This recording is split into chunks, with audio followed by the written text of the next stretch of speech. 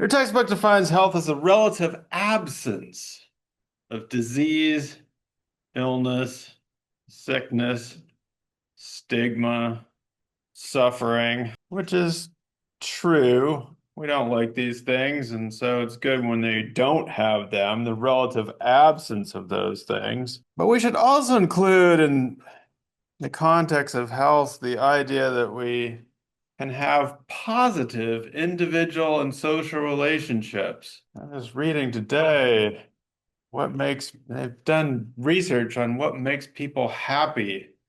And it turns out oftentimes it's just talking to people, maybe even people that you don't know, conversations with strangers, opening up new and interesting worlds.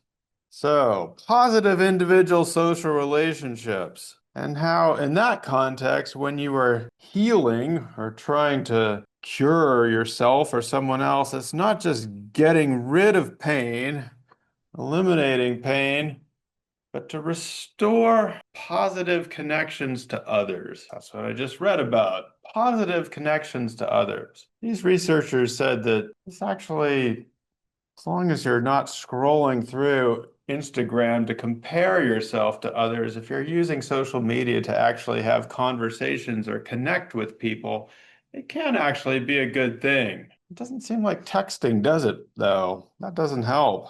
Either talk to somebody or message them on social media. Anyway, the point of the matter is that if we think about health not just as an absence of suffering or an absence of illness, we can reconceptualize it or rethink it as a way of a positive restoring of connection. And that's why there are other healing systems that don't just see illness as something that is an affliction of an individual. They see it as something that comes from your disrupted relationships. It could be with other people, it could be with supernatural beings.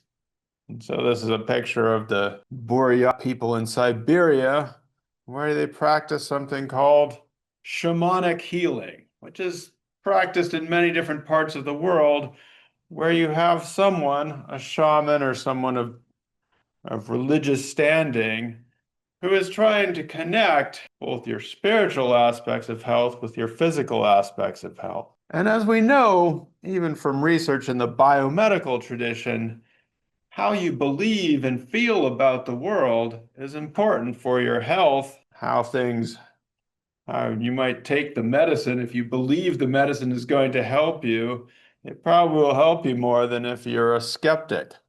And so, in this sense, someone who is doing something which might seem to us as outsiders as weird rituals may actually be helping people connect these aspects of their lives. And if they believe in it, it might work. And I would also mention that many of the things that we use in modern medicine are based on ancient pharmaceutical knowledge or knowledge from other peoples who knew about plants and then would share that knowledge with scientific researchers. So some of our treatments, for example, for malaria and other things are based in part on people talking to indigenous peoples about their use of plants and curing systems. This is something that people have been developing for hundreds or thousands of years. And so when we look around the world, we can learn from other people. In some cases, these are called ethno-medical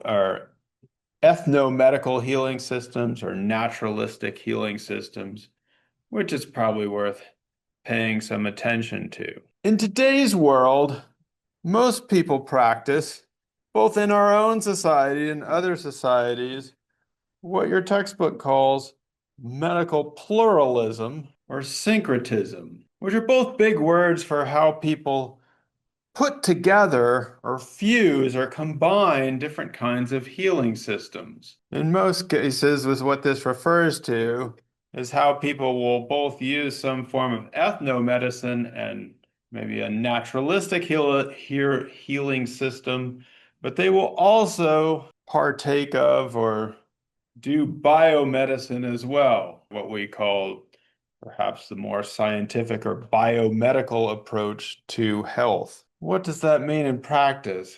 For many people, like in my family, the way my parents do it, you might go to the hospital and you take all the medicine, but they're also praying for you. So people will light candles, pray, do different kinds of things. You might combine some of your own ethnomedical beliefs with other traditions like acupuncture, for example. Throw some astrology in there. So that's what we do in our society. But in other societies too, it's not just that people are stuck in shamanic ways or only use naturalistic healthcare systems. Oftentimes, the shamans themselves are the dispensers of things like aspirin or biomedical treatment. So most people today are using a combination of things or what we call a pluralistic or a syncretistic approach to their health and medicine. So the line between what is biomedical and naturalistic is in some ways being crossed or combined together. So that wraps up our chapter on health. Any questions on health, illness?